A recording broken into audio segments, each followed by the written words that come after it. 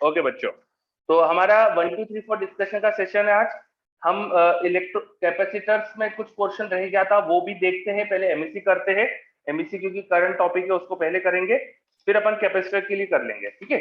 तो अगले वेडनेसडे क्योंकि ज्यादा आपका डिस्कशन ऐसा कुछ पेंडिंग है नहीं, तो अगले वेडनेसडे या फिर मंडे ट्यूसडे किसी भी दिन अपन डिस्कशन कर लेंगे इसका कैपेसिटर का, अगर आज टाइम नहीं बचा तो।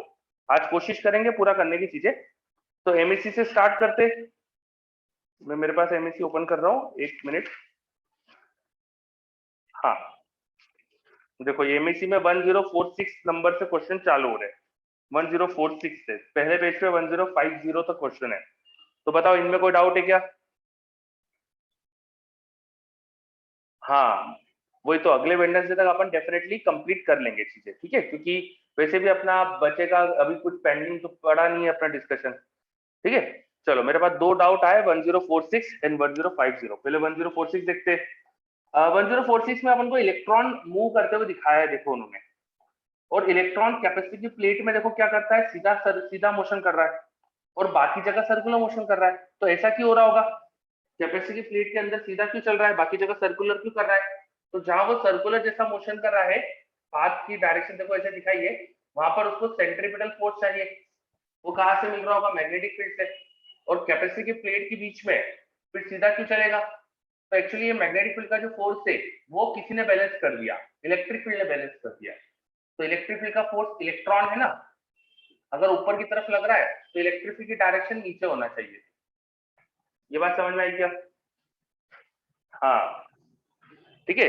बस अब इलेक्ट्रिक फील्ड की डायरेक्शन नीचे है, इसका मतलब ऊपर वाली प्लेट हायर पोटेंशियल पे, नीचे वाली लोअर पोटेंशियल पे। सिंपल सी बात है। और ऐसे अब नीचे कैपेसिटी प्लेट में देख सकते हो, इलेक्ट्रॉन का पाथ यहाँ पे स्ट्रेट लाइन हो गया, तो मैग्नेटिक फील्ड का फोर्स ऐसा, this is force of magnetic field. तो फोर्स ऑफ इलेक्ट्रिक फील्ड इधर, इलेक्ट्रॉन है तो इलेक्ट्रिक फील्ड ऊपर होनी चाहिए यहाँ पे। इलेक्ट्रिक फील्ड ऊपर तो ये हायर पोटेंशियल और ये लोअर पोटेंशियल, ठीक। चलो, हाँ, तो यस करते। उसके बाद फिर 1049 1049 1048 भी आया। काफी डाउट है यार, क्या बात है। 1048 उससे पहले भी कुछ है क्या? 1048 1048 a straight hollow cylindrical conductor of length L, inner radius R naught and outer radius A, has a resistivity rho equal to kr square, where R is the distance from its axis. If both ends of the conductor are maintained in the potential difference V, find the current density at a distance small r from the axis. और दूसरे part में magnetic field at a distance small r from the axis. अच्छा, तो मैं conductor का है ना आपको टॉप व्यू दिखा रहा हूँ, क्रॉस सेक्शन व्यू दिखा रहा हूँ। तो इनर रेडियस अपन को क्या बोली है? R naught, outer radius a. ऐसा कुछ कंडक्टर है, inner radius R naught, outer radius ए।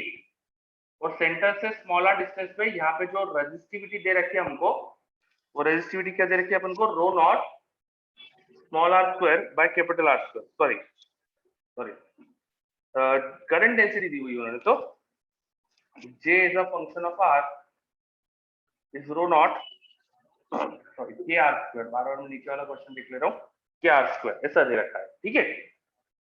हाँ, सो अब ये जो करंट डेंसिटी दे रखी है, करंट डेंसिटी तुम्हें पता है, पूछ क्या रहे थे फर्स्ट पार्ट में? करंट, अच्छा रेजिस्टिविटी दे रखी है रो इक्वल टू के आर स्क्वायर। वो नीचे वाला क्वेश्चन में बार बार पढ़ ले रहा हूँ ना, उससे मिस्टेक बताऊं मैं। 1048 में हमको रेजिस्टिविटी दे रखी है ना, हाँ वही। तो के आर स्क्वायर रेजिस्टिविटी है। अब रेजिस्टिविटी अगर पता है तो अपन J इक्वल टू सिग्मा ये अपन ने पढ़ा था ना, current density equal to current density equal to conductivity into electric field. तो तुम्हारा जो कंडक्टर है, क्वेश्चन में बोला है कि इसके एंड्स पर पोटेंशियल डिफरेंस V लगाया है, इसके एंड्स पर पोटेंशियल डिफरेंस यहाँ पे लेंथ L है और पोटेंशियल डिफरेंस यहाँ पर डेल्टा V जो है वो V है। तो इसमें जो इलेक्ट्रिक फील्ड होना चाहिए वो V बाय L होनी चाहिए। तो इलेक्ट्रिक फील्ड को V बाय L डाल दो, कंडक्टिविटी इज 1/रो, रो का उल्टा डाल दो यहाँ पे। तो ये आगे current density as a function of R, पहला पार्ट का आंसर, ठीक है। अब दूसरे पार्ट में क्या पूछा उन्होंने? Magnetic field at a distance small R from the axis. अब सेकंड पार्ट के लिए वो लगा लो अपना एम्पेयर सर्किटल लॉ। सेंटर से किसी डिस्टेंस x पे चलो, यहाँ पर तुमको अगर मैग्नेटिक फील्ड निकालना है तो अपना एम्पेयर सर्किटल लॉ से इस एरिया में आने वाला जो करंट होगा वो करंट निकालो, integral B dot dl over this path, integral B dot dl हो जाएगा बी इंटू 2 पाई एक्स, ये होना चाहिए म्यू नॉट टाइम करंट। वो करंट लिख दोगे आर नॉट से लेके एक्स रेडियस तक के रीजन में, आर नॉट से एक्स रेडियस के रीजन में करंट कैसे निकालोगे, तो सेंटर से आर डिस्टेंस पे जाओ, यहाँ पे तुम्हें करंट डेंसिटी पता है, आर पे डी आर विथ की रिंग लो, रिंग के अंदर करंट जो होगा वो होगा जे इंटू 2 पाई आर डी आर, ये आ गया छोटी सी रिंग में करंट, फिर इसको इंटीग्रेट करो आर नॉट से एक्स तक, तो ये आ गया सेंटर से एक्स डिस्टेंस पे मैग्नेटिक फील्ड की एक्सप्रेशन। ये समझ में आ रहा है? चलो ठीक है, तो अब ये हो गया क्वेश्चन अपना। ओके 1048 हुआ। फिर 49 क्वेश्चन थोड़ा सा है ना समझने का बस दिक्कत आती है बच्चों को। Long conductor of circular cross section with radius R as a current density, कोई लॉन्ग कंडक्टर है, बहुत लंबा कंडक्टर है, उसका सर्कुलर क्रॉस सेक्शन है, उसकी रेडियस आर है, तो मैं डायग्राम बनाता हूँ उसका।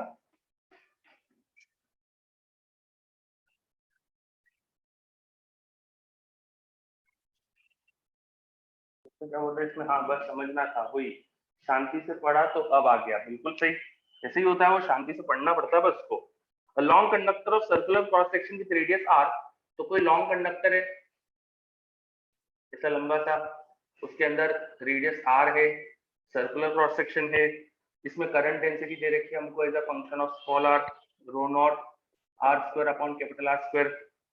अब आगे क्या बोल रहे हैं, for r/2 to r and 0 for small r less than r/2। अच्छा, तो ये वैलिड है कब से कब, r/2 से r तक, और small r less than r/2 पे करंट डेंसिटी 0 है, यहाँ करंट डेंसिटी 0 है, मतलब इसके बीच में खोखला जैसा ही है, होलो है, अंदर करंट नहीं है और बाहर r/2 से कैपिटल R रीजन के अंदर ही करंट है, ऐसा कुछ है।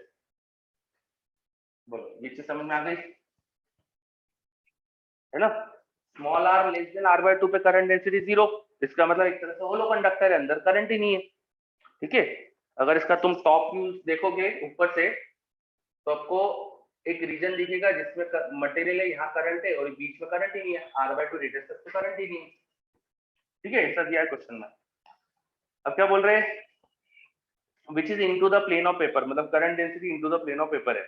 There is a point P at a distance small a from the axis of conductor where a is greater than r, तो कंडक्टर के एक्सिस से a डिस्टेंस पर कोई पॉइंट P है, यहाँ कोई पॉइंट P है ना, और ये पॉइंट सेंटर से a डिस्टेंस पे है which is greater than capital R, तो डेफिनेटली कंडक्टर से बाहर है पॉइंट है, ठीक।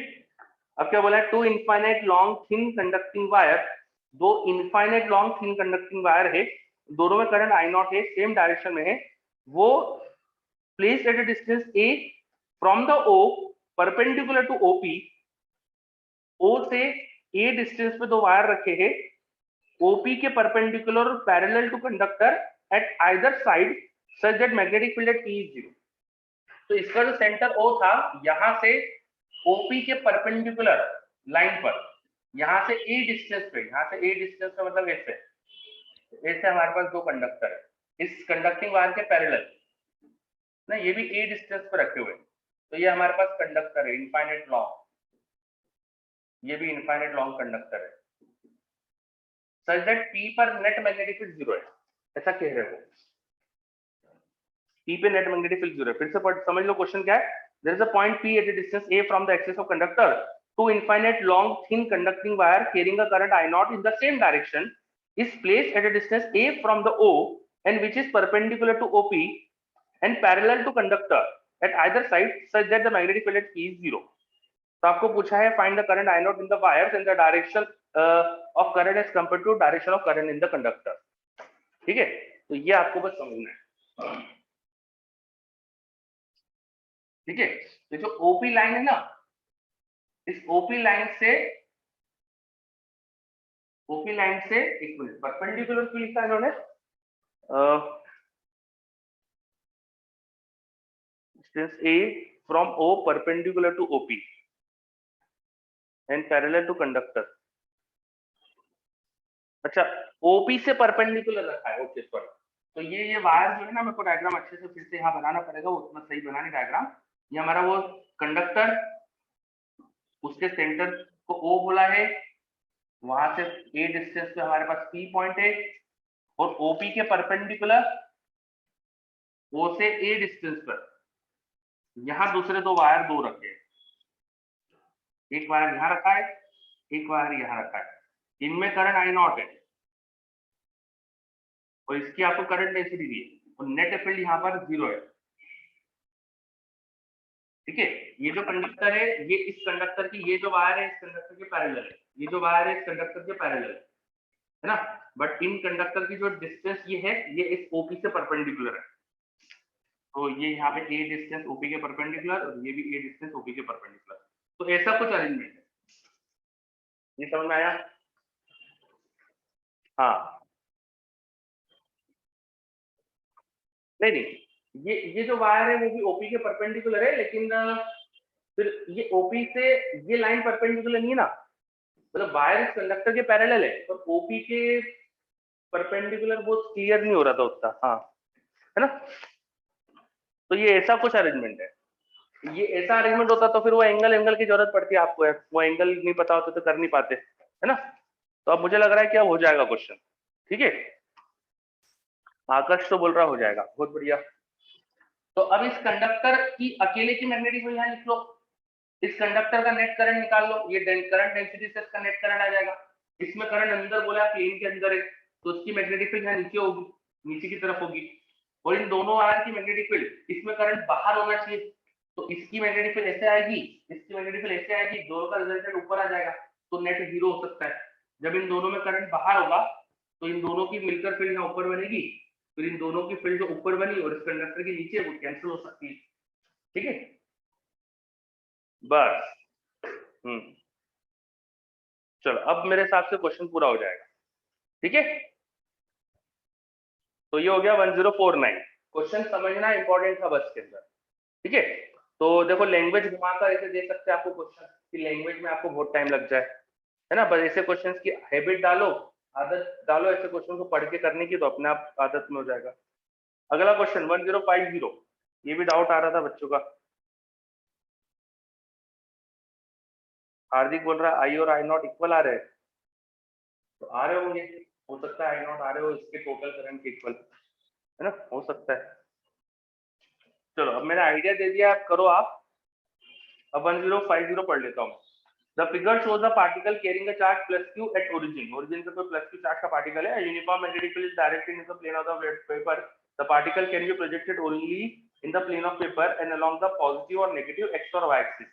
अच्छा, particle x y axis के along ही फेंका जा रहा है, ठीक है। The particle move with constant speed, वो constant speed से चल रहा है and has to hit a target located in the third quadrant. अच्छा, particle को constant speed से चल रहा है और थर्ड क्वाड्रेंट में कोई टारगेट है, वहां उसको हिट करना है, ठीक है। There are two directions of projection which can make it possible, which are, अच्छा दो डायरेक्शन ऑफ प्रोजेक्शन पे ऐसा हो सकता है, तो किससे होगा ये पूछा है। तो काफी इजी क्वेश्चन है यार ये तो, पार्टिकल का पाथ सोच लो तो तुम्हारा काम हो जाएगा। इसमें समस्या क्या आ रही है बोलो, 1050 में समस्या क्या है। आपको ये सोचना है कि पार्टिकल का सर्कुलर मोशन का पाथ कैसा होगा, तो अगर तुमने ड्रॉ कर लिया तो तुम्हारा काम हो गया, तुम्हें दिख जाएगा कि कौन सा ऐसा प्रोजेक्शन की डायरेक्शन है जहां पर वो थर्ड क्वाड्रेंट में हिट कर सकता है। जैसे एक आइडिया देता हूं मैं, चलो आपको, magnetic field into the plane बोलिए, ये एक्स एक्सिस, ये Y axis, charge particle origin से फेंकना है, मान लो प्लस दिया है, मान लो एक्स एक्सिस के अलाउंग प्रोजेक्ट करा, तो v इधर, v अंदर, v क्रॉस v इधर आएगा, पार्टिकल पे इधर फोर्स लगेगा, पार्टिकल पे इधर फोर्स लगा तो सर्कल का सेंटर यहाँ पे आएगा, सर्कुलर मोशन ऐसे करेगा वो, अगर ऐसा सर्कुलर मोशन कर रहा है तो थर्ड क्वाड्रेंट में जा ही नहीं सकता वो, दिख रहा है क्या, ये समझ में आ रहा है, इस तरह के मोशन में थर्ड क्वाड्रेंट में जा ही नहीं सकता वो।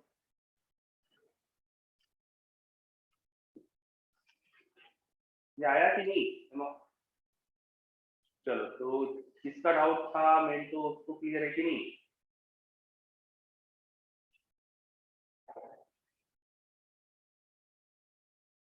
ये तो पूछा ही नहीं किसी ने, ओके सॉरी, ठीक है, ये तो पूछा ही नहीं था किसी ने, ठीक है। नेक्स्ट पेज पे आते फिर।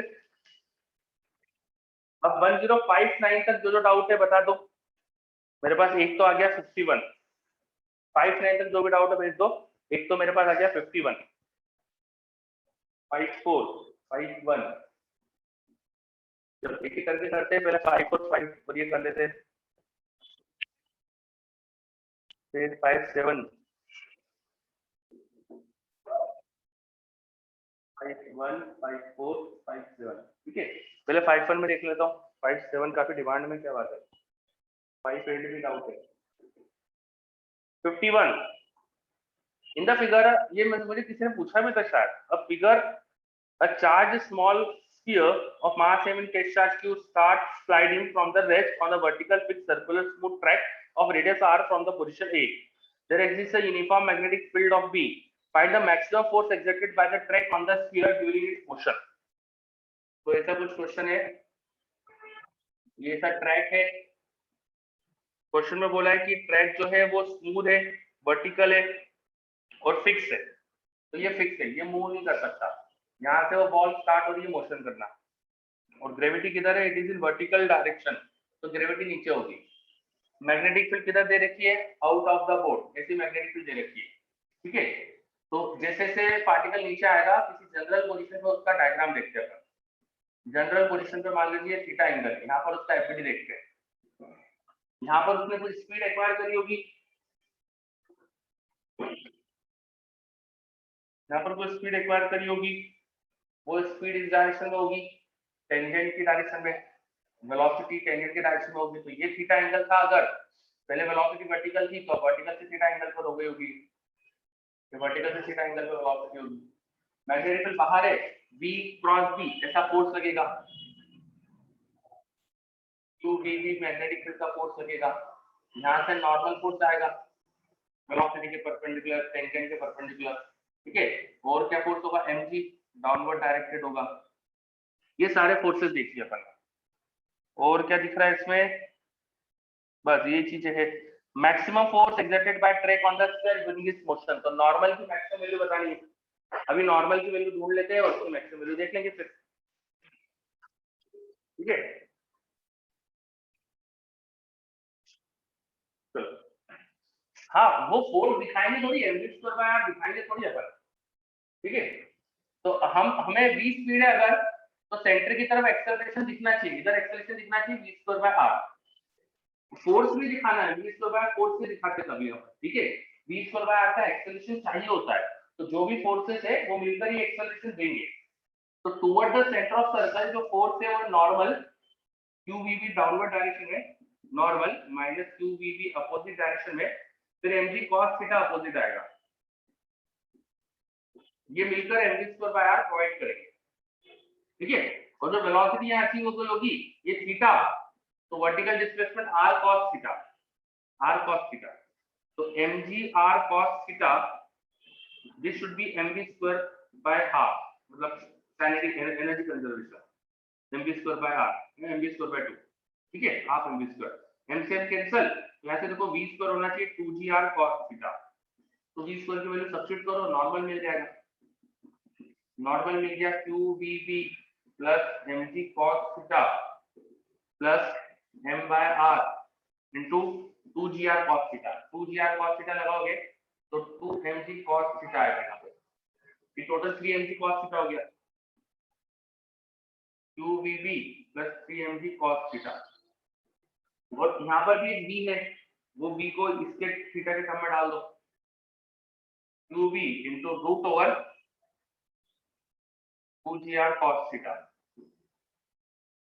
Plus 3mg cos theta. अब दिख रहा है कि पूरा cos थीटा का एक्सप्रेशन है यार, जब थीटा cos थीटा मैक्सिमम होगा तब मैक्सिमम होगा। cos थीटा मैक्सिमम कब होता है, cos थीटा, थीटा जैसे से बढ़ाते हैं, थीटा जैसे से बढ़ाएंगे तो 0 पे cos 0 1 होता है, मैक्सिमम कब हो जाएगा देख लो आप। बोलो कुछ समझ में आ रहा है ये मैंने सही लिखा कि गलत लिखा, r का इधर r sin थीटा आएगा ना, ये तो ये गलत है, वो मैं सोचूंगी कुछ तो मिस्टेक लग गई इसमें। ये यहाँ पर r sin थीटा आएगा ना, यहाँ पर r sin थीटा आएगा। ठीक है, तो ये mg sin थीटा होगा यहाँ पे, तो ये mg cos theta plus 2mg sin theta, ये एक्सप्रेशन आया, और QVB में ये V को ये लिख देना, ठीक है।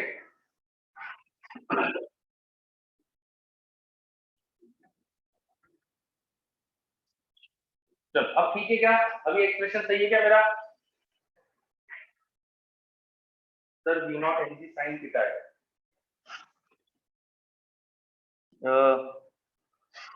V0mg sin थीटा है, तो ये 2mg sin थीटा होगा ना, ये तो सही लिया है अपन ने, ये तो सही कर चुका हूँ ना मैं। अब सही है क्या एक्सप्रेशन?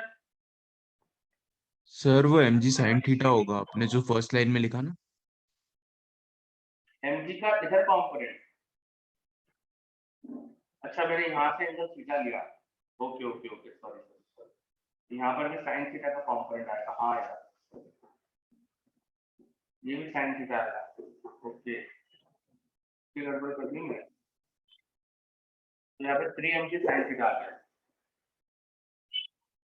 हाँ, तो पूरा ही sin थीटा का एक्सप्रेशन आ गया, तो थीटा 0 पर ये 0, थीटा 90 पर मैक्सिमम, तो थीटा 90 पर डाल दो मैक्सिमम आ जाएगा, सही बात है, ठीक है। हाँ, डायरेक्टली लॉजिक से नहीं कर सकते, मेरे पास एक डाउट आया, लॉजिक से कर तो सकते हैं, हाँ लॉजिक से कर तो सकते हैं, पर हमेशा है ना जनरल देख लेना चाहिए, कहीं कुछ ऐसा हो रहा हो कि बीच में कहीं मैक्सिमम आ जाए, तो हमेशा बेस्ट तरीका है कि बीच की सिचुएशन लेके चेक कर लेना चाहिए, ठीक है। तो मुझे लगा आप लोग डाउट पूछ रहे हो इतना ज्यादा, तो इसमें बीच कुछ गड़बड़ हो रही होगी आपकी, डायरेक्ट आपको अगर दिख रहा था कि 90 डिग्री पर मैक्सिमम है तो वो आ जाता है, तो फिर तो अपने आप ही। गोपाल बोल रहा है लॉजिक से अलग आ रहा है, नहीं बेटा, लॉजिक से अलग कैसे, आपने गलत करा है इसका मतलब, ये जब यहाँ पूछेगा लॉजिक बस ये है कि 90 डिग्री पर स्पीड मैक्सिमम, तो mg square by R maximum चाहिए, तो यहाँ नॉर्मल मैक्सिमम होगा, ये हो सकता है लॉजिक से। हाँ सेंट्रीपिटल फोर्स नहीं लिया होगा, बस वही सेंट्रीपिटल एक्सेलरेशन जो है उसका भूल जाते हैं बच्चे, तो वो गड़बड़ हो जाती है, ठीक है। चलो 51 हो गया मतलब ना, 54, 54, outer cylinder of a coaxial conductor of radius b is given a positive potential v related to the inner cylinder a shown in the figure, a static magnetic field b parallel to the axis of cylinder directed out of the plane of the paper is also present, electron को free छोड़ा है negligible velocity से at the surface of inner cylinder under the condition that v equal to v naught and b equal to 0, magnetic field नहीं सीखे हुए, find the velocity when it hits the outer cylinder, तो ये पहला part हो गया क्या इसका, सेकंड पार्ट बता दो, ठीक है, फर्स्ट पार्ट तो हो गया ना मतलब सबको, ठीक है। अब सेकंड, इलेक्ट्रॉन का मास दिया है और बोला है कि start out with initial velocity u naught in the direction radial under the condition that v equal to 0, मतलब बाद में पोटेंशियल नहीं लगाया, पर मैग्नेटिक फील्ड नॉन जीरो है, find the critical field bc for the electron will not reach the outer cylinder, तो second part में उन्होंने इलेक्ट्रिक फील्ड नहीं लगा दी, नहीं लगाई, तो फिर तो आसान कर दिया ना क्वेश्चन, अगर इलेक्ट्रिक फील्ड नहीं लगाई है और रेडियल डायरेक्शन में इलेक्ट्रॉन को वेलोसिटी दे दी, मैग्नेटिक फील्ड अंदर की तरफ है मान लो, ठीक है, तो v क्रॉस v ऐसा फोर्स लगेगा, यहाँ कहीं पे ये रेडियल डायरेक्शन के टेंजेंट डायरेक्शन में यहाँ सेंटर पे आ जाएगा, तो इलेक्ट्रॉन सर्कुलर मोशन करेगा लाइक दिस, ऐसा कुछ, ठीक है, तो यहाँ पे टकरा सकता है, तो टकराएंगे की कंडीशन सोचना है आपको, समझ में आ रहा है ना। तो अब आपको बस ये सोचना है कि इस पॉइंट से जब ये सर्कुलर मोशन करेगा तो ये डिस्टेंस आ गया, यहाँ से मैक्सिमम डिस्टेंस कितनी आएगी दूसरे सिलेंडर,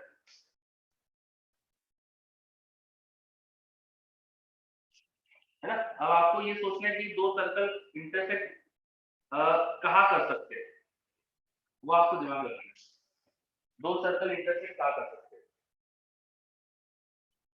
ठीक है, कंडीशन क्या होगी वही समझ नहीं आ रही बस। अच्छा तो देखो, मान लो इसको है ना कोऑर्डिनेट ज्योमेट्री से करो, नहीं समझ में आ रहा है ना तो उसको कोऑर्डिनेट ज्योमेट्री से करो, देखो मैक्स किस कहाँ आएगा, ये एक्स एक्सिस है, ये तुम्हारा इनर सिलेंडर वाली सरफेस और ये इलेक्ट्रॉन को प्रोजेक्ट करा मान लो एक्स एक्सिस के पैरेलल, तो इलेक्ट्रॉन के इनिशियल कोऑर्डिनेट तुम लिख सकते हो यहाँ पर, जो भी इनर रेडियस की है ना, वो कोऑर्डिनेट लिख सकते हो। एक मिनट, अगर समझ नहीं आ रहा तो मैं एक आइडिया दे रहा हूँ आपको, समझ लो। इनर रेडियस क्या दिए, देखो ए, तो इसके इनिशियल पॉइंट के कोऑर्डिनेट क्या हो जाएंगे, a, 0, है ना। और जो भी रेडियस होगी वहां से तुम अब सेंटर के कोऑर्डिनेट निकाल सकते हो, वो हो जाएंगे a, r, where r is mv/qb। ठीक है, तो तुम इस सर्कल की इक्वेशन लिख सकते हो। अब तो तुम सर्कल की इक्वेशन लिख सकते हो, और फिर इस ओरिजिन को सेंटर लेके दूसरे सर्कल की इक्वेशन तुम्हें पता है, दूसरे सर्कल की इक्वेशन पता है। ओरिजिन को सेंटर लेके दूसरे सर्कल की इक्वेशन होगी x² + y² = b², और इसको सेंटर लेके r रेडियस का सर्कल बनाओगे तो उसकी इक्वेशन लिख लोगे x - a का स्क्वायर + y - r का स्क्वायर = r²। और ये दोनों सर्कल कहां कट करेंगे वो निकाल सकते हो, है ना। समझ में आ रहा है क्या, मतलब एक आइडिया दे दो आपको, अगर आपको समझ नहीं पड़े तो क्या करना चाहिए। ठीक है, तो ये सर्कल कहां कट कर सकते हैं, और वो पॉइंट या ये सर्कल पूरी तरह से दूसरे के अंदर आ जाए तो उसकी कंडीशन क्या होगी, या जस्ट टच करे इसकी कंडीशन क्या होगी, वो निकाल लेना।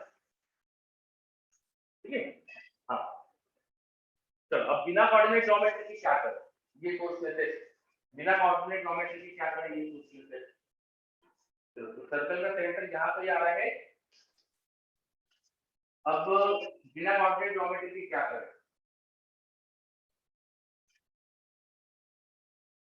तो देखो ये लाइन इमेजिन करो, ये लाइन इमेजिन करो, इस पॉइंट से इसके सेंटर को जोड़ने वाली लाइन इमेजिन करो। ठीक है, ये पॉइंट होगा जहां पर ये डिस्टेंस r, तो ये डिस्टेंस रहेगी तुम्हारे पास, ये तुमको पता है कितनी है, इन दोनों का सम, इन दोनों का सम, ये ओरिजिन से मैक्सिमम डिस्टेंस रहेगा। बताओ, ये वाली डिस्टेंस प्लस ये वाली डिस्टेंस, ये ओरिजिन से मैक्सिमम डिस्टेंस हो गया। This should be less than b, this should be less than b। ठीक है, चलो बच्चे बोल रहे हो गया, वेरी गुड, है ना।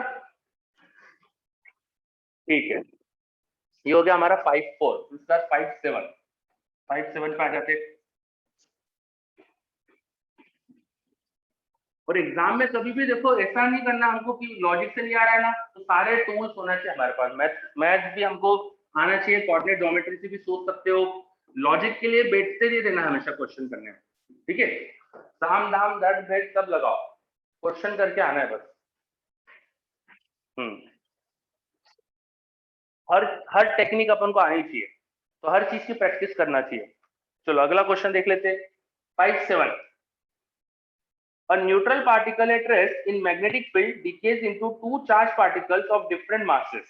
The energy released goes into their kinetic energy. तो एक चार्ज पार्टिकल को, एक न्यूट्रल पार्टिकल था जो रेस्ट पे था, वो डीके होके दो चार्ज पार्टिकल में कन्वर्ट हो गया। अब वो न्यूट्रल था, तो डीके होके जब दो में कन्वर्ट होगा तो वो दोनों जो पार्टिकल बनेंगे उनका चार्ज प्लस माइनस होना चाहिए ना, तभी तो मिलकर न्यूट्रल बनेगा। ठीक है, अब वो पहले रेस्ट पे था, तो जब डीके होंगे तो मोमेंटम भी इक्वल लेके जाना चाहिए दोनों को, और अपोजिट डायरेक्शन में ले जाना चाहिए, तभी नेट मोमेंटम भी जीरो होगा। ठीक है, अब बोला है then what will be the path of two particle neglect the interaction between the two charges. तो अब मुझे लगता है आपका क्वेश्चन हो गया। Magnetic field into the board, अब तुम सोच सकते हो प्लस चार्ज पे v क्रॉस b ऊपर फोर्स लगा, माइनस चार्ज पे v क्रॉस b नीचे नहीं, उस पर भी ऊपर ही लगा, तो दोनों एक ही जैसे सर्कल में चलने की कोशिश करेंगे, ऐसा होगा। दोनों का मोमेंटम इक्वल, चार्ज इक्वल, तो रेडियस ऑफ सर्कल भी इक्वल आएगी, mv/qb, या mv equal q equal v equal, तो रेडियस भी इक्वल आएगी। तो दोनों ऐसे चलेंगे, एक ऐसा घूमेगा एक ऐसा घूमेगा। ठीक है, चलो अब मेरे पास एक डाउट है, पॉइंट ऑफ कोलिजन बीच में क्यों नहीं आ रहा है। देखो अब एंगुलर वेलोसिटी दोनों की सेम नहीं है। सर्कल में घूमने का जो एंगुलर वेलोसिटी होती है ना, वो लिख सकते हो 2 pi by time period. Time period क्या होता है, 2 पाई m/qb। तो एंगुलर वेलोसिटी आएगी 2 पाई से 2 पाई कैंसिल करो, q by m into b। तो चार्ज तो सेम है, दोनों का मास सेम थोड़ी है।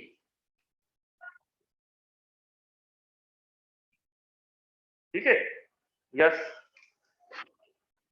चलो हो गया। ये 5-7 बहुत डाउट आया था, क्या बात है। 5-8 the angle between positive normal of a current loop and magnetic field in which it lies is 0. The angle between positive normal of a current loop, कोई current loop imagine करना है, उसका positive normal की direction और magnetic field में रखा उसको, और उनके बीच का angle 0 है. The loop may be in stable equilibrium और neutral equilibrium. तो आंसर इसका होना चाहिए या स्टेबल इक्विलिब्रियम न्यूट्रल इक्विलिब्रियम दोनों सही है. इसमें डाउट क्या है 1058 में?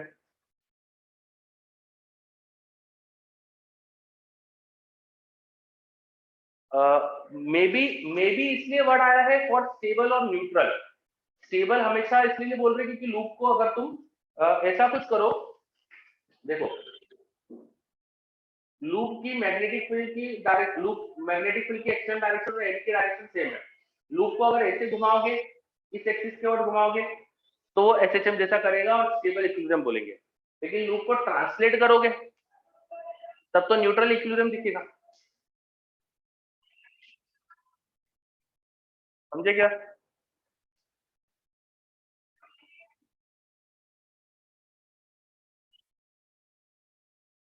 ठीक है, तो वो अनस्टेबल इक्विलिब्रियम में नहीं है, लेकिन स्टेबल या न्यूट्रल है, इसलिए उन्होंने मे लिखा है. May be in stable, may be in neutral, ऐसा कह दिया उन्होंने. ठीक है, चलो फिर 5-8 तक आए थे मेरे पास, ये सब हो गए. अब नेक्स्ट पेज पे चलते हैं अपन. 1060 से 1067 बताओ. 60 से 67 61 63 62. अच्छा 61 62 63. चलो अभी 3 क्वेश्चन करते हैं, फिर और पूछ लेना आपके. 61 AOB is right angled isosceles triangle with side OA OB equal to √2a in xy plane. तो AOB कोई राइट एंगल आइसोस्केलेस ट्राइंगल है, साइड OA और OB की लेंथ दे रखी है, √2a दे रखी है, xy प्लेन में रखा है, उसमें करंट I है. Find magnetic induction at the point 00a. 00a point 00a point z axis पर है, वहां पर आपको मैग्नेटिक इंडक्शन मतलब B निकालना है. तो due to current in AOB, अच्छा तीनों वायर के करंट की वजह से, और due to current in BA. अच्छा तो अलग अलग तीनों की मैग्नेटिक फील्ड तो आप निकाल ही सकते हो ना, इसमें समस्या क्या है. 1063 बात करते हैं. वेट अभी 61 पढ़ लेते पूरा. ये ऐसा कुछ सिचुएशन है, यहाँ पे मैग्नेटिक फील्ड चाहिए आपको. तो ये एक सेमी इनफाइनाइट वायर हुआ, इसके कॉर्नर से परपेंडिकुलर पॉइंट हो गया, ये डिस्टेंस ए दी है, इसकी लेंथ भी ए है, तो ये एक कॉर्नर का एंगल यहाँ पे 45 डिग्री होगा, बिकॉज ये लेंथ ए दी है. तो यहाँ मैग्नेटिक फील्ड इस वायर की वजह से किधर आएगी, इधर की तरफ आएगी, इस डायरेक्शन में आएगी. कितनी आएगी, V0/4 पाई. एक कॉर्नर का I/R, perpendicular distance is a, एक कॉर्नर का एंगल 0, एक का 45. ऐसे इस वायर की वजह से हो जाएगा, इसमें करंट की डायरेक्शन से मैग्नेटिक फील्ड इधर आ जाएगी इसकी. ठीक है, समझ में आ रहा है ये? सर आंसर मैच नहीं कर रहा, कुछ गलत करा है, आंसर मैच नहीं कर रहा, मतलब सिंपल सी बात है, गलत करा है कुछ. ये दो पार्ट ये तो फाइनाइट वायर है ना. हाँ सर एंगल कैसे 45 डिग्री हुआ. क्यों, ये लेंथ ए दी है ना, O2 है. सर √2 दी है. ये √2a दी है क्या? अच्छा OA और OB √2a दी है. अच्छा अच्छा सॉरी. तो ये √2a अगर, तो √2a अपॉन ए tan थीटा हो जाएगा √2. tan theta √2. सर वो सर हाँ सर वो गलती से मैंने √2 ले ली, बस वो ए नहीं देखा था, हाँ, तो ये तो उसमें गलत आंसर आ रहा था सर. tan थीटा √2/3 हो जाएगा. और sin थीटा देखो मैंने सही कर दिया, तो अब तो हो जाएगा शायद.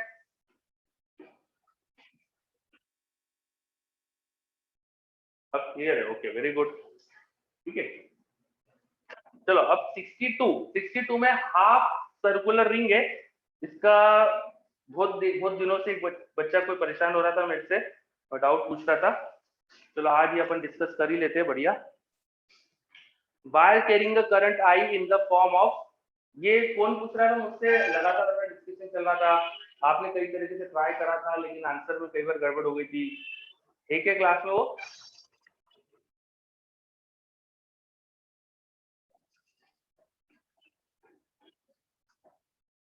नहीं है, ठीक है।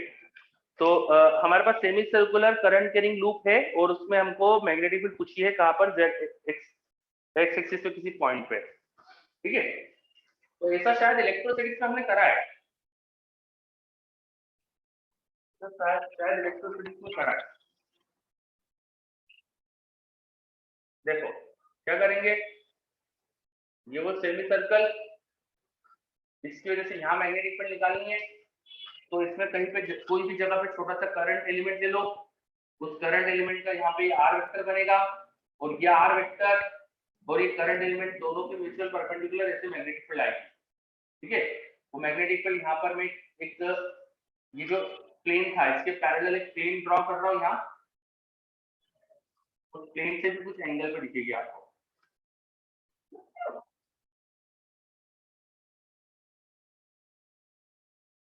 तो इस फील्ड का एक कंपोनेंट आएगा इस डायरेक्शन में और इस कंपोनेंट आएगा इस डायरेक्शन में।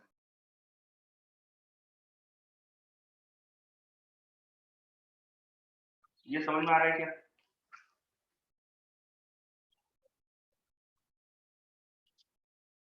ये समझ लो अच्छे से, तुम्हारा काम हो गया।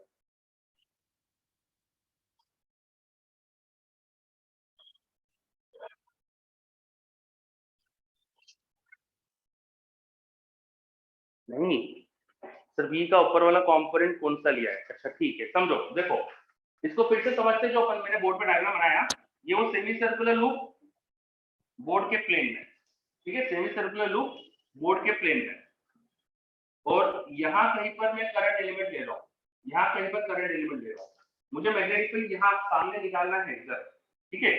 तो मैग्नेटिक फील्ड मुझे निकालना है on this line, magnetic field मुझे निकालना है ऑन दिस लाइन, 3D में इमेजिन करो, मैग्नेटिक फील्ड मुझे निकालना है ऑन दिस लाइन, यहाँ किसी पॉइंट पे मैग्नेटिक फील्ड निकालना है। तो ये हमारा डीएल वेक्टर, ये आर वेक्टर, ये हमारा आर वेक्टर ऐसा कुछ होगा, है ना, ये इमेजिन करो आर वेक्टर। फिर मैग्नेटिक फील्ड जो होती है वो डीएल क्रॉस आर के परपेंडिकुलर होती है, तो डीएल क्रॉस आर का परपेंडिकुलर कुछ ऐसा आएगा, डीएल क्रॉस आर का परपेंडिकुलर कुछ ऐसा आएगा, ये हमारा आर वेक्टर उसके परपेंडिकुलर ऐसा। तो जो डीएल क्रॉस आर का परपेंडिकुलर आया उसका एक कंपोनेंट देखेंगे, उसका ये डीएल इधर से ऐसा आर मैग्नेटिक फील्ड ऐसी, उसका एक कंपोनेंट आएगा बिल्कुल इस डायरेक्शन में, और एक कंपोनेंट आएगा एक्सिस के अलावा, ठीक है। मैं यहाँ पर आपको थोड़ा सा कोशिश करता हूँ डायग्राम एक बनाने की। तो ये हमारे पास डीएल क्रॉस आर का जो डायरेक्शन है उसका प्लेन, इस प्लेन में डीएल क्रॉस आर है, ये जो मैं प्लेन ड्रॉ करने की कोशिश कर रहा हूँ, दिस प्लेन, ये जो प्लेन में ड्रॉ कर रहा हूँ, ये जो प्लेन है, this plane is perpendicular to this DL and perpendicular to that R vector, ये R vector कुछ ऐसा है, ठीक है। तो इस ये जो मैग्नेटिक फील्ड है इसका एक कंपोनेंट इस वर्टिकल प्लेन में लिया मैंने, और एक कंपोनेंट एक्सिस के अलाउंग लिया, ये आ रहा है क्या समझ में? चलो बच्चे बोल रहे हैं, है ना। फिर से देख लेते हैं इसको, जैसे मैं ऊपर वाले पॉइंट को लेके दिखाता हूँ, इस वाले पॉइंट को लेके दिखाता हूँ, वो थोड़ा आसान रहेगा समझना। यहाँ पर अगर मैं करंट एलिमेंट चूज करूँ, यहाँ अगर मैं डीएल वेक्टर ले लूँ, तो ये डीएल वेक्टर यहाँ कहीं पे मैग्नेटिक फील्ड चाहिए उसको, ये ऐसा आर वेक्टर बनेगा, तो डीएल वेक्टर और वो आर वेक्टर कुछ ऐसा बन रहा है एंगल पे, तो dl cross R, that magnetic field is going to be like this ना, ये हमारा आर वेक्टर उससे परपेंडिकुलर मैग्नेटिक फील्ड ऐसी इस तरह से दिखेगी, ठीक है। ये मैग्नेटिक फील्ड जो ऐसी दिख रही है ना, इसका एक कंपोनेंट इस डायरेक्शन में ले सकता हूँ, एक कंपोनेंट इस डायरेक्शन में ले सकता हूँ, एक कंपोनेंट इस डायरेक्शन में ले सकता हूँ, एक इस डायरेक्शन में ले सकता हूँ। ये जो डायरेक्शन है वो इस लूप के बिल्कुल पैरेलल प्लेन, तो लूप के पैरेलल मैंने यहाँ पर एक प्लेन बनाया है, लूप के पैरेलल मैंने प्लेन बनाया है, देखो ये रहा वो प्लेन, लूप के पैरेलल एक plane, this is a plane which is parallel to the direction of loop, ठीक है। जो लूप का प्लेन है उसके पैरेलल एक प्लेन बनाया है, तो मैग्नेटिक फील्ड का एक कंपोनेंट प्लेन में और एक उसके परपेंडिकुलर मतलब एक्सिस पे है, क्लियर हो रहा है क्या? ये बच्चे बोल रहे आ गया, बहुत बढ़िया, है ना। तो अब ये जो मैग्नेटिक फील्ड होगी, पहले तो छोटे से करंट एलिमेंट की वो लिख सकते हो आप, वो अपन ने रिंग पूरे सर्कल की मैग्नीट्यूड निकालते समय भी लिखा था, तो कितनी होगी वो होगी म्यू नॉट अपॉन 4 पाई, मैग्नीट्यूड लिख रहा हूं मैं, आई डीएल, छोटी सी लेंथ उसकी ले ली, क्रॉस आर, तो ये आर वेक्टर और ये डीएल वेक्टर परपेंडिकुलर थे, ये एक्स है ये रेडियस है, तो ये स्मॉल आर लिख सकते हो कितना होगा, root over R square plus X square, ऊपर आर का मैग्नीट्यूड नीचे आर का मैग्नीट्यूड का क्यूब था, तो नीचे आर का स्क्वायर बचेगा only, I dl cross R into sine theta, दोनों में एंगल 90 डिग्री था, ये मैग्नेटिक फील्ड हो गई। फिर अगर ये एंगल थीटा था, यहाँ पर भी थीटा है, ये एंगल फाई है, तो ये एंगल फाई होगा, ठीक है, ये बी का ये 90 डिग्री, तो ये इधर फाई होगा, 90 - फाई फाई, तो बी का इधर कॉस इधर साइन फाई, बी का इधर कॉस इधर साइन फाई, इधर हो जाएगा कॉस इधर हो जाएगा साइन, ठीक, ये वाला कंपोनेंट साइन में, ये हो जाएगा हमारे पास बी साइन फाई, जिससे हमको इंटीग्रेट करके टोटल एक्सिस की मैग्नेटिक फील्ड मिल जाएगी, और बी कॉस फाई जो है, बी कॉस फाई में कुछ ऐसा है, और यहाँ से थीटा एंगल पर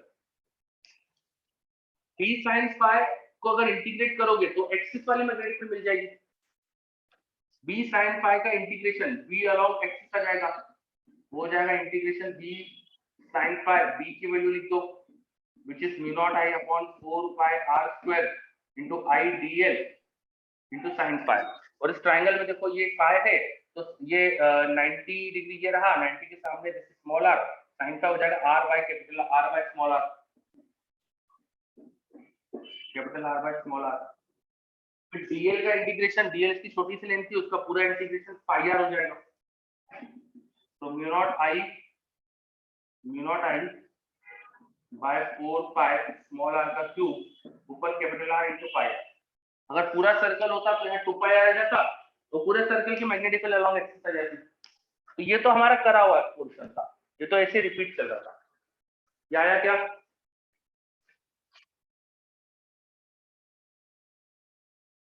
चलो ये आ रहा है, अच्छा वेरी गुड है ना। अब जो एक्सिस के अलोंग कंपोनेंट है वो तो समझ लिया तुमने, जो एक्सिस से परपेंडिकुलर कंपोनेंट है ना, ये इस कंपोनेंट के बारे में सोचो, ये कंपोनेंट जो मैंने यहाँ दिखाया है बी कॉस फाई, जब तुम पूरे सेमी सर्कल के लिए देखोगे तो ऐसे ऐसे बनते जाएंगे वो कंपोनेंट, इस तरह से वो पूरे वो जीरो नहीं होगा, उनका रिजल्ट तो इस डायरेक्शन में आ जाएगा, हाँ यस, इसका कॉस वाला कंपोनेंट ऐड अप हो जाएगा, ठीक है, तो उससे नेट इधर एक फील्ड बन जाएगी, नेट इधर भी एक फील्ड बन जाएगी, इस डायरेक्शन में भी एक फील्ड बन जाएगी, उसको बी परपेंडिकुलर बोल दो, एक्सिस के परपेंडिकुलर है वो, तो वो बी परपेंडिकुलर कैसे निकालोगे, integration of B cos phi cos theta, अभी थीटा जो है वो वेरिएबल रहेगा तुम्हारा, बस इसको इंटीग्रेट करो तो तुम्हारा काम हो जाएगा, इसमें थीटा कहां से कहां वेरी कर रहा है, इधर जाएंगे +90 उधर जाएंगे -90, तो -90 से +90 इसको इंटीग्रेट कर लेंगे, ठीक है, यस, और फिर एक चीज और कर लेना, और डीएल को आर डी थीटा लिख लेना, ये डीएल जो है उसको आर डी थीटा लिख लेना, तो जब इंटीग्रेट करोगे बी की वैल्यू लिखोगे तो बी की वैल्यू में डीएल को आर डी थीटा लिख लेना, ठीक है, अब हो जाएगा क्या आपका इंटीग्रेशन,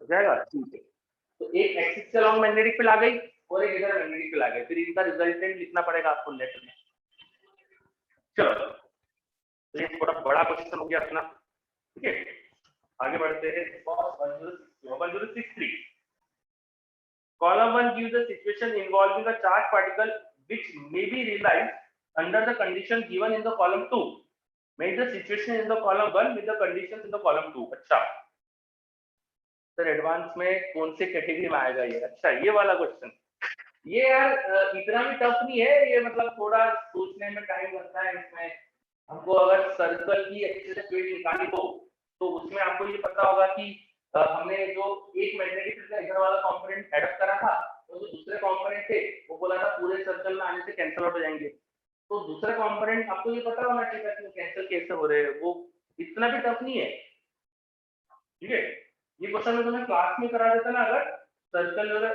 सर्कुलर रिंग की जो मैग्नेटिक फील्ड निकाली थी उसके साथ ही अगर मैं हाफ की भी निकलवा देता ना तो तुमको आ जाता, इतना टफ नहीं लगता, वो तो क्या अभी याद आपको खुद करना पड़ रहा है इसलिए लेंथ भी हो रहा है, ठीक है, चलो 1063 तो फर्स्ट पार्ट में लिखा है increase in the speed of charge particle, charge particle की स्पीड कैसे बढ़ा सकते हैं। तो 1016 का कोई पार्ट में डाउट है कि पूरे डाउट है?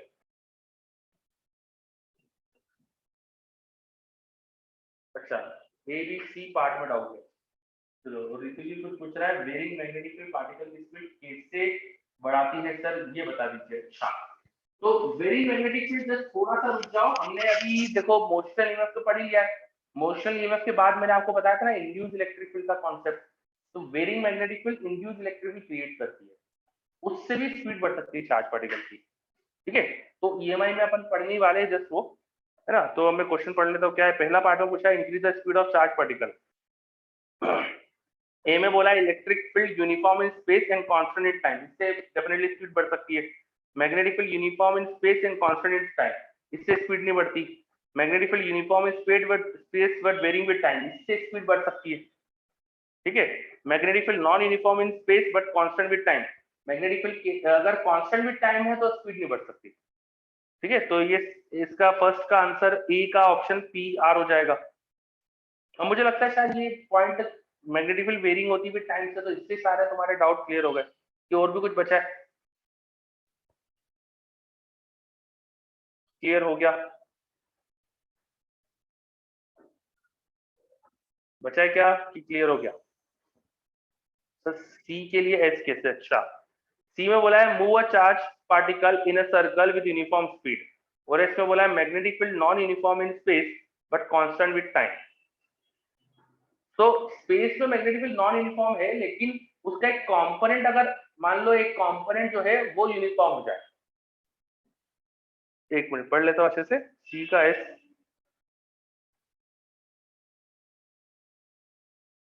अच्छा, ऐसा नहीं हो सकता सी के लिए एस में? देखो मैग्नेटिक फील्ड जिस डायरेक्शन में है उस डायरेक्शन में आगे बढ़ने पर वेरिएबल, तो मैग्नेटिक फील्ड वेरिएबल बोल देते हैं। लेकिन हमने चार्ज पार्टिकल को मैग्नेटिक फील्ड की डायरेक्शन से परपेंडिकुलर थ्रो करा, तो इस पूरे प्लेन में वो यूनिफॉर्म दिखेगी, चार्ज पार्टिकल को एक जैसी दिखेगी, तो सर्कुलर मोशन हो जाएगा। समझे?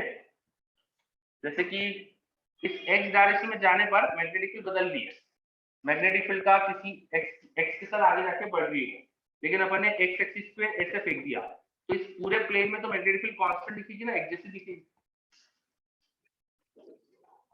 समझ में क्या बात? आगे जाने पे चेंज हो रही है, लेकिन इस प्लेन में तो कांस्टेंट है, तो वो सर्कुलर मोशन कर जाएगा। ठीक है, चलो तो ये हो गया हमारा सी का एस भी सही हो गया। ओके, इसके आगे कोई डाउट इन तीन क्वेश्चन के अलावा? 1067 तक कोई डाउट? 1067 तक कोई डाउट?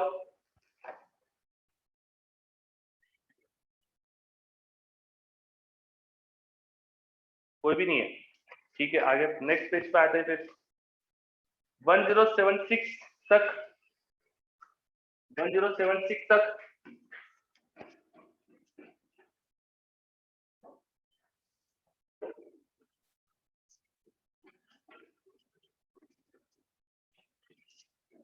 चलो क्या आया है मेरे पास? 71 73 दो डाउट आए, 71 और 73, 71 और 73। 71 non uniform magnetic field present in the space y0 to d, lines are shown diagram, particle mass and position to given, find the velocity, find the component of velocity of particle when it leaves the field।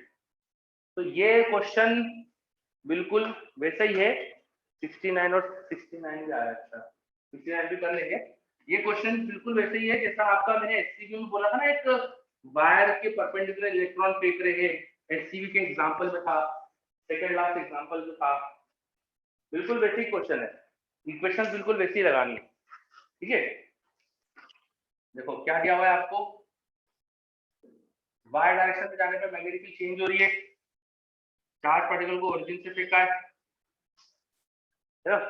Magnetic field into the board, और magnetic field का expression दिया है 1 + y/d - k into the board. Magnetic field है, और magnetic field का expression दिया है v0 × 1 + y/d। तो मैग्नेटिक फील्ड वेरिएबल है विद y। ठीक है, चार्ज पार्टिकल को कहां से फेंका है? ओरिजिन से अलोंग एक्स एक्सिस फेंका है। ये d डिस्टेंस तक मैग्नेटिक फील्ड है और ओरिजिन से अलोंग एक्स एक्सिस फेंका है, तो v क्रॉस b ऊपर की तरफ आएगा तो चार्ज पार्टिकल ऐसे किसी पाथ पे चल रहा है, इस किसी पाथ पे चलते चलते मान लो किसी जगह पहुंचा, वो यहाँ पहुंचा, तो यहाँ पे स्पीड तो v रहेगी, स्पीड तो v ही रहने वाली उसकी, एक्स एक्सिस से मान लो वो थीटा एंगल पे आ चुका है, तो वेलोसिटी का एक्स कंपोनेंट वो लिखोगे, इस पोजीशन की बात कर रहा हूं मैं, v cos थीटा, वेलोसिटी का y कंपोनेंट वो लिखोगे v sin थीटा। फोर्स कितना लगेगा, v क्रॉस v ऐसे लगेगा, ये मैग्नेटिक फील्ड का फोर्स कितना लगेगा, q v, v तो स्पीड तो सेम ही रहेगी, मैग्नेटिक फील्ड जो भी यहाँ पर है, तो इस जगह y हाइट पे अगर, तो जो भी मैग्नेटिक फील्ड y हाइट पे है वो लिख देंगे, v as a function of y, जो भी एक्सप्रेशन वो डाल देंगे, ठीक है। अब ये फोर्स जो है, तो ये थीटा ये 90 डिग्री होगा, तो वर्टिकल से थीटा पर होगा, तो फोर्स का y और x में कंपोनेंट ले लो, फोर्स का x में कंपोनेंट हो जाएगा नेगेटिव डायरेक्शन में f sin थीटा, इसकी वैल्यू डाल देता हूं मैं, q v v sin theta, x में और नेगेटिव है तो माइनस लगा लो, ठीक है, और फोर्स का y में कंपोनेंट हो जाएगा y डायरेक्शन में q v v cos theta. ये बात समझ में आ रही है? चलो बच्चे बोल रहे हैं, ठीक है, ध्यान से समझ में आना, ये एसएल का क्वेश्चन जैसे बिल्कुल बनेगा। अब ये देखो v sin theta, what is this v sin theta, vy, what is this v sin theta, vy, so this is minus qv into vy, velocity का y फॉर्म, ठीक है। बट ये तो फोर्स का x कंपोनेंट है, यहाँ force की x component लिखोगे मास इनटू एक्सेलरेशन का x कंपोनेंट, एक्सेलरेशन के x कंपोनेंट को लिख सकते हैं अपन velocity x into dvx by dx, सही बात है क्या, ये समझ में आया? अब यहाँ x का पूरा एक्सप्रेशन चल रहा है और वेलोसिटी y की आ गई है, तो इसको इंटीग्रेट कैसे कर पाएंगे, तो इसको ट्रिक लगानी पड़ेगी, बोलो क्या ट्रिक लगाए, क्या ट्रिक लगाए भाई, यहाँ वेलोसिटी का y कंपोनेंट है, वहां वेलोसिटी का x कंपोनेंट है, हमको ऐसा थोड़ी अच्छा लगेगा, तो कुछ ट्रिक लगाएंगे, क्या ट्रिक लगाए, बिल्कुल सही, तो वेलोसिटी का जो y कंपोनेंट है ना, that is nothing but root over v square minus velocity के x कंपोनेंट का स्क्वायर, इसको लिख दो root over v square minus velocity के x कंपोनेंट का स्क्वायर, तो बस ये एक इक्वेशन बन गई, डिफरेंशियल इक्वेशन, इसमें सारे vx एक तरफ करो, dx एक तरफ करो और x में इक्वेशन लगा लो। अच्छा, इसमें b as a function of y है, ये y का फंक्शन था, तो अभी भी इस इक्वेशन में फंस रहे अपन, क्योंकि ये मैग्नेटिक फील्ड y डायरेक्शन पे डिपेंडेंट है ना, तो अभी भी इस इक्वेशन में फंस रहे हैं, तो कोई बात नहीं, ये इक्वेशन से जैसा करा वैसा इसमें कर लो, सेकंड इक्वेशन में कर लो, फोर्स के y कंपोनेंट को लिख दो m इनटू वेलोसिटी का y component into dvy by dy, अब इसको आसानी से इंटीग्रेट कर पाओगे क्योंकि ये मैग्नेटिक फील्ड y पे डिपेंडेंट है, तो q b which is a function of y into v cos theta is vx, और vx को लिख दो root over velocity square minus vy square, तो इसको रीअरेंज करके कर लो इस इक्वेशन को, mvy dvy upon root over v square minus vy square is equal to q magnetic field which is a function of y into dy, इसको integrate कर लो, शुरुआत में वेलोसिटी का y कंपोनेंट 0 था यहाँ पर, और जब वो y ये d डिस्टेंस से पहुंचा तो वेलोसिटी का y कंपोनेंट वहां पे ढूंढ लो कितना आएगा, वेलोसिटी का y कंपोनेंट जो भी है वहां ढूंढ लो, यहाँ y कंपोनेंट आएगा तो x कंपोनेंट भी लिख सकते हो, इसको सॉल्व है ना। चलो बच्चे बोल रहे कर लेंगे, ठीक है, बहुत बढ़िया। तो इक्वेशंस लिखना है, एक छोटी सी ट्रिक लगती है कि v sin theta which is vy, उसको x के टर्म में लिख सकते हैं, है ना, तो ऐसा थोड़ा सा अरेंज करो, थोड़ा सा ट्राई करो, हो जाता है question, clear.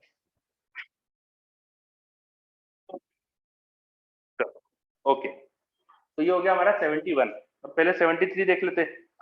Find the force on the circular loop due to the current in the long linear wire, अच्छा, तो इनफाइनाइट लॉन्ग वायर है, उसकी वजह से एक सर्कुलर लूप पे फोर्स पूछा है, तो फोर्स निकालते तो आपको आता है यार, इसमें मैं क्या बताऊं, इसमें दिक्कत क्या, आपको इंटीग्रेट करना पड़ेगा आपको,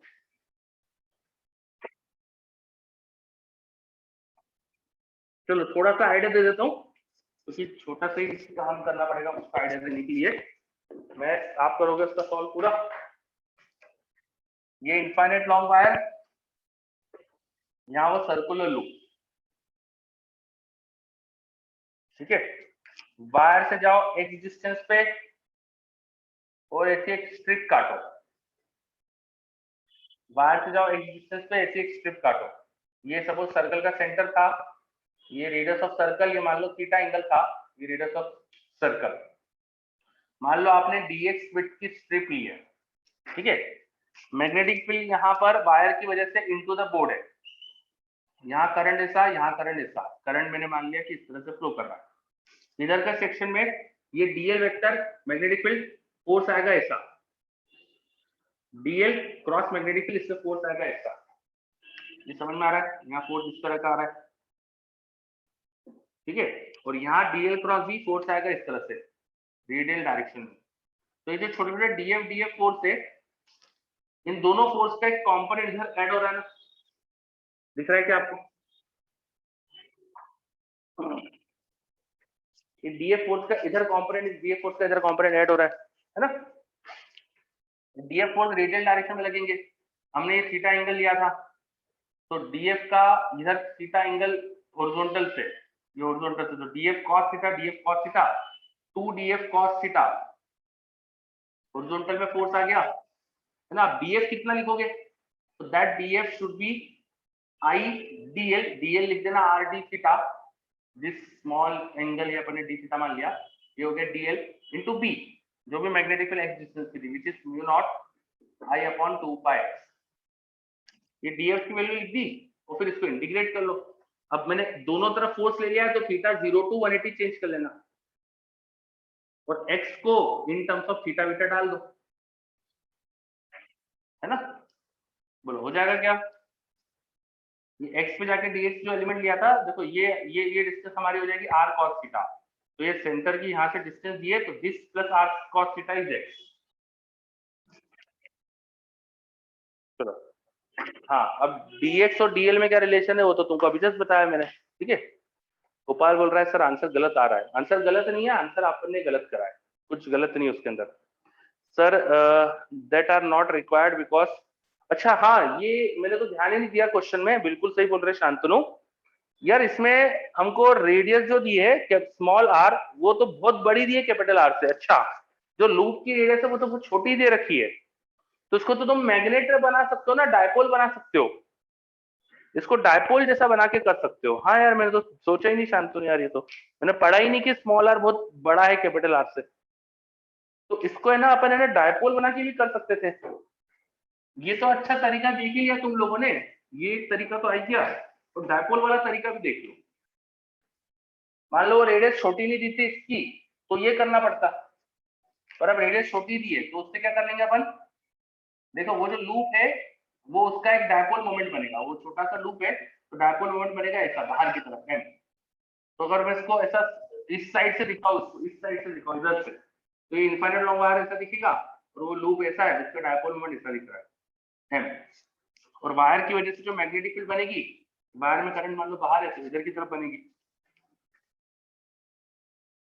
तो जिस डायरेक्शन में एम है, बी भी उसी डायरेक्शन में है, ठीक है। और एम की डायरेक्शन में जाने पर मैग्नेटिक फील्ड चेंज होगी, तो उसको मैग्नेटिक फील्ड के रेट ऑफ चेंज वाले फंडे से भी कर सकते हो। Magnetic moment into dv by d, ये डायरेक्शन मान लो y थी, ये x थी, ये y थी, तो dv बाय dy, इससे भी कर सकते हो, है ना। लेकिन इसमें फंसेंगे यार अपन। ये शांतनु, इसमें आपने आगे कैसे करा बेटा? इसको आगे सॉल्व कैसे करा?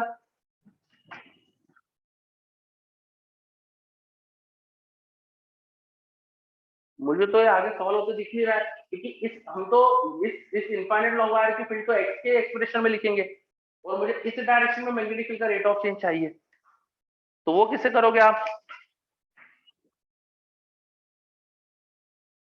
बोलो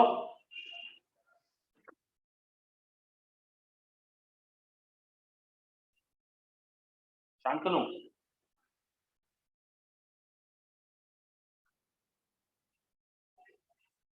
एक मिनट ट्राई कर रहा हूँ। अच्छा, तो मैं बताता हूँ कैसे करना चाहिए था। देखो यहाँ मान लो हमारा इनफाइनाइट लॉन्ग वायर, इस इनफाइनाइट लॉन्ग वायर की वजह से मुझे यहाँ और यहाँ से यहाँ ये डिस्टेंस हमारी dy है। इस dy के विड्थ में dy डिस्टेंस पे जो मैग्नेटिक फील्ड में चेंज होगा वो चेंज अपॉन dy, ये निकालना है मुझे, dv by dy निकालना है। तो dv by dy कैसे निकालेंगे? इनफाइनाइट लॉन्ग वायर की वजह से मैं इस पॉइंट और इस पॉइंट पे मैग्नेटिक फील्ड लिखूं अगर, तो यहाँ मैग्नेटिक फील्ड आएगी यहाँ टेंजेंट के अलॉन्ग, यहाँ मैग्नेटिक फील्ड आएगी यहाँ के टेंजेंट के अलॉन्ग। मैग्नेटिक फील्ड में जो छोटा सा चेंज है मैग्नेटिक फील्ड टेंजेंट के अलॉन्ग है, उसमें जो छोटा सा चेंज अपॉन ये dy, मैग्नेटिक फील्ड में छोटा सा चेंज अपॉन dy, ये मुझे ये फाइंड करना है।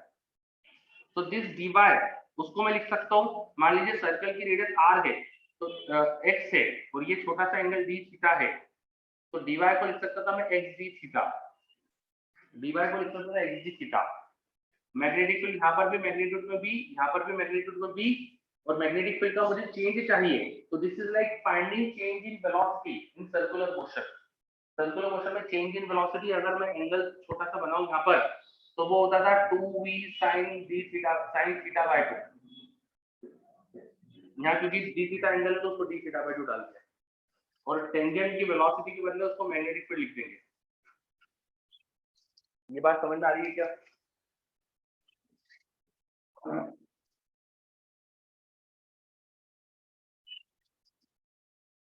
थोड़ा ट्रिक समझो कि क्या बता रहा हूं मैं। याद करो, सर्कुलर मोशन में पार्टिकल की वेलोसिटी टेंजेंट के अलॉन्ग होती है, पार्टिकल की वेलोसिटी टेंजेंट के अलॉन्ग होती है, और अगर दो पोजीशन पे वेलोसिटी का चेंज चाहिए तो आता था 2v 2 time velocity into sine of angle angular displacement का हाफ। याद है क्या? सर्कुलर मोशन से रिलेट करो इसको। सर्कल में कोई पार्टिकल घूम रहा है, आपको इस पॉइंट पे जो वेलोसिटी वेक्टर है और थीटा एंगल पे घूमने के बाद जो वेलोसिटी वेक्टर है उनका चेंज पूछ लिया, तो वेलोसिटी का चेंज कैसे निकालते थे वो आता था, मुझे तो डायरेक्ट रिलेशन याद है क्योंकि बार बार पढ़ाना ही पड़ता है तो याद ही हो जाता है। तो वो आता है 2v sin theta by 2 change in velocity. तो बस वो टेंजेंट की वेलोसिटी के बदले यहाँ मैग्नेटिक फील्ड है, तो मैग्नेटिक फील्ड का चेंज भी आना तो वही चाहिए। ठीक है, चलो अब शांतनु बोल रहा है dy को r and x को स्मॉल r लिख सकते हैं। हाँ, वो जो मैंने x माना है वो तुम्हारे क्वेश्चन में स्मॉल r है, और जो dy है उसको r नहीं लिखना, वो r नहीं लिखना, वो देखो मैंने क्या लिखा xd थीटा। तो बस अब तुम्हें चेंज इन मैग्नेटिक फील्ड देखो मिल गया, ये चेंज इन वेलोसिटी मतलब change in magnetic field, change in magnetic field 2v sin angle वो छोटा है उसको d थीटा बाय 2 ले लो, नीचे xd थीटा, डी थीटा गया, ये हाफ ऑफ गया, यहाँ p बाय x बन गया, और मैग्नेटिक मोमेंट लिख दो छोटे लूप का, तो ये आ जाएगा फोर्स। कितना आ जाएगा फोर्स? फिर मैग्नेटिक मोमेंट छोटे से लूप का होगा, उसके अंदर जो भी करंट है, जो भी करंट दिया है क्वेश्चन में क्या दिया करंट i2 इनटू पाई r स्क्वायर, ये मैग्नेटिक मोमेंट इनटू b हो जाएगा v not i1 upon 2 pi r into ये देखो b की वैल्यू और नीचे x की वैल्यू r की, तो ये r स्क्वायर आ जाएगा, ये फोर्स का एक्सप्रेशन आ रहा है। चेक कर लो आ रहा है क्या? ये तुम्हारे लिए काफी इंटरेस्टिंग ट्रिक होगी ये वाली ट्रिक, है ना? हाँ, तो एक तो ये हो गया dv बाय dy निकालने का तरीका, वो समझो कैसे निकाला, और फिर ये तरीका तो है हमारे पास। बड़ा सर्कल होता तब तो यही फोर्स निकालने का तरीका बचता, तब तो ये शॉर्ट ये तो लगा ही नहीं सकते थे। ठीक है, चलो तो ये सीखा कुछ आपने यहाँ पे नया, इसको याद रखना जो भी कुछ करा है अपन ने। ठीक है,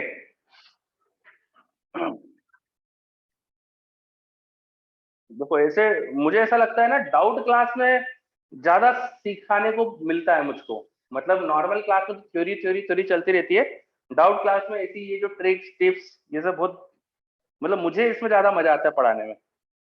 आपका पता नहीं आपको क्या चीज ज्यादा अच्छी लगती? हाँ, बच्चे भी बोल रहे ऐसा। हाँ, मुझे तो ये चीज ज्यादा अच्छी लगती है, मतलब इसमें लगता है कि हाँ बच्चों को कुछ अपन अच्छी चीज बता रहे हैं, नई नई टिप्स ट्रिक्स, और इसमें ना मैं तो ये भी इच्छा होती है कि बच्चे भी अपनी चीजें बताए। तो कई बार क्या होता है ना कि हमसे ज्यादा अच्छा कोई तरीका बच्चा सोच लेता है, तो और बेटर चीज मिल जाती है।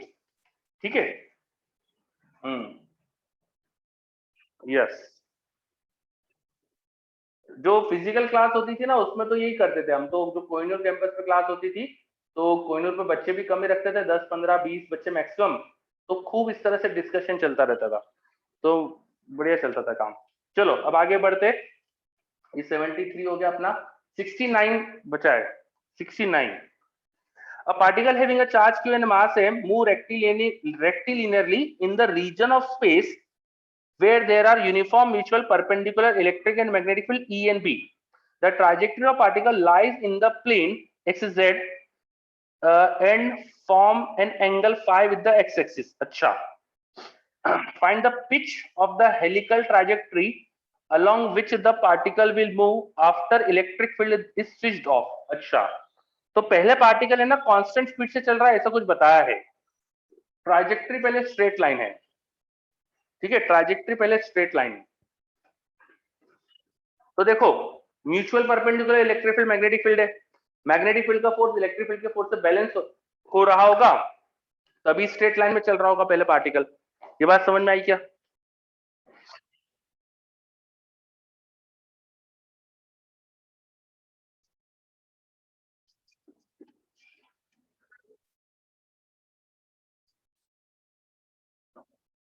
सर पार्टिकल की इनिशियल मोशन क्या है वो समझ नहीं आया। अच्छा तो देखो अपन बोर्ड पे डायग्राम बना के समझते हैं। हमारे पास इधर दी है हमको मैग्नेटिक फील्ड, इधर दी है इलेक्ट्रिक फील्ड, वो चार्ज पार्टिकल जो है वो कुछ इससे पाथ पे चल रहा है, यहाँ पे कुछ फाई वाई एंगल बन रहा है, ठीक है। मैग्नेटिक फील्ड का जो फोर्स लगेगा, देखो वेलोसिटी अगर इधर है तो वेलोसिटी v की डायरेक्शन, वो ये ऐसे 3D में सोचो, ये हमारा मैग्नेटिक फील्ड की डायरेक्शन, ये हमारा x एक्सिस जैसी डायरेक्शन और बीच में पार्टिकल की वेलोसिटी, v इधर v क्रॉस v नीचे आ जाएगा, v क्रॉस v का फोर्स नीचे लग रहा है। ये समझ में आ रहा है क्या? Force of magnetic field is in this direction और इलेक्ट्रिक फील्ड का फोर्स ऊपर होगा qvb, और वेलोसिटी और मैग्नेटिक फील्ड के बीच में एंगल का साइन, तो cos फाई हो जाएगा। चलो ये समझ में आया क्या? तो QE और ये दोनों बराबर है, बस। इसमें कुछ इंटरेस्टिंग चीज नहीं लगी आपको? कुछ इंटरेस्टिंग चीज नहीं लगी? क्या लगी गोपाल, क्या पता चला इसमें नया?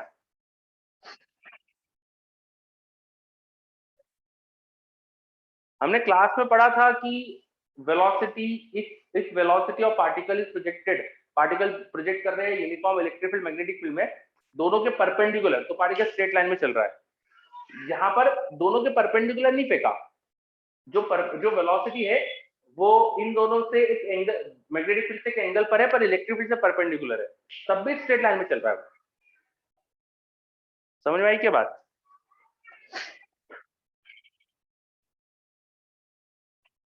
है ना?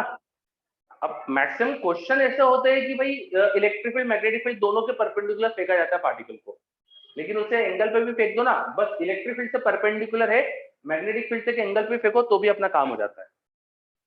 समझे? ये इसमें इंटरेस्टिंग चीज है। चलो बस, तो अब मुझे लगता है कि आगे तो कर लोगे।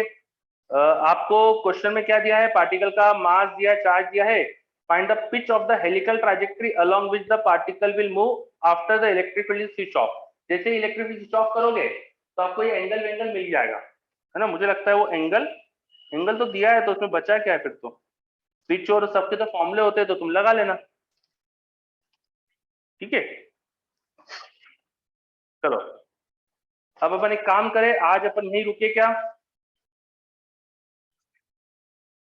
अपना, क्योंकि टाइम 8:20, मैंने थोड़ी सी आज लेट चालू करी क्लास, लेकिन अब क्या करूँ, कुछ और थोड़े से कमिटमेंट है, तो इसलिए मुझे मेरे तो क्लियर भी होगा। अच्छा गोपाल के तो डाउट भी हो गए, हाँ बच्चे भी बोल रहे भूख लग रही है, ठीक है। तो आज अपन यही रुकते हैं। तो अपना एमईसी भी अभी पार्शियल हो गया है, पार्शियल बचा है, देखता हूँ कितने क्वेश्चन बचे हैं। अच्छा ज्यादा नहीं बचे यार, ये तो एक पेज और है इसके अंदर, ठीक है। तो मतलब आप लोग एक बार और अटेम्प्ट करो बचे हुए क्वेश्चन को, फिर एमएससी पूरा हो गया अपना एक तरह से, ठीक है। हाँ, तो उसमें डाउट ही नहीं है, ठीक है, बहुत बढ़िया। तो नेक्स्ट अपन है ना वेडनेसडे को रख लेते हैं, जिसमें कैपेसिटर का बचा कुचा और एमएससी का जो भी बच रहा है वो कर लेंगे, ठीक है। हाँ, है ना, चलो ओके बच्चों, फिर मिलते हैं नेक्स्ट क्लास में। खूब क्वेश्चन करो, जो भी अलग अलग दिमाग लगा सकते हो, ट्रिक लगा सकते हो लगाओ, अच्छे से क्वेश्चन, बढ़िया क्वेश्चन 1 2 3 4 के ऊपर के लेवल पे क्वेश्चन करना अपन को आना चाहिए, है ना। जितना अपन लेवल बढ़ाते जाएंगे, इरोडो विरोडो सब करेंगे अपन, इस तरह की किताबें करेंगे तो अपन को मजा भी ज्यादा आएगा और अच्छा चलेगा काम, ठीक है। एडवांस के लिए ये सब की तैयारी चलती है। और मेंस के जैसा इस साल भी पेपर आए हैं ना, अभी जो हुए आपके पेपर बहुत आसान होते हैं मेंस के, उसके लिए सिर्फ बेसिक प्रैक्टिस चाहिए, तो उसके लिए कर ही रहे हो तुम, एससीबी कर लो, एससीबी मेंस लेवल की हो जाते हैं क्वेश्चन सारे उससे, अपना मॉड्यूल कर लो, उसके अलावा रेसेस मिल रही है आपको वो कर लो, इतना कर लोगे तो मेंस लेवल की अच्छी प्रैक्टिस हो जाएगी, ठीक है। कोई बात नहीं रशीद, अगर टाइम नहीं मिल रहा है तो देखो, पिछले साल के बच्चे भी ऐसे ही बोलते थे कि टाइम नहीं मिल रहा, टाइम नहीं मिल रहा, लेकिन उनका हमने सिलेबस करा दिया था अक्टूबर एंड नवंबर तक, ठीक है। नवंबर में सिलेबस खत्म हो गया उनका, नवंबर पूरा खाली था उनका, दिसंबर खाली था, जनवरी में उन्होंने एग्जाम दी, फेब में एग्जाम दी, उसके बाद फिर अब उनके एग्जाम होंगे, तो सिलेबस उनका अक्टूबर में खत्म कराया, और अब उनकी अगले इस साल अब अक्टूबर में एग्जाम हो रही है जे एडवांस की, तो करीब 11 महीने का उन्हें टाइम मिला सिलेबस कवर करने के बाद, सिलेबस कवर करने के बाद रिवीजन का 11 महीने का टाइम मिला। और जैसा कोरोना की सिचुएशन दिख रही है ना, अगले साल भी कोई जल्दी नहीं लगी रही है मुझे एग्जाम होगा, तो मिल जाएगा आपको, खूब टाइम मिलेगा, मत टेंशन लो, आप तो बेसिक स्ट्रॉन्ग कर लो, ताकि इरोडो में फिर ना फटाफट क्वेश्चन करते हैं, ठीक है। हाँ, हमें थोड़ी मिलेगा ऐसा, वैक्सीनेशन आ गई, अच्छा वैक्सीनेशन हो जाएगा तो, नहीं वैक्सीनेशन में बहुत टाइम लगेगा, ठीक है। आपको उतना टाइम नहीं मिलेगा, लेकिन ठीक है, मिलेगा, कुछ तो मिलेगा, है ना। चलो अपन मिलते हैं फिर नेक्स्ट क्लास में, बाय सबको, thank you all of you.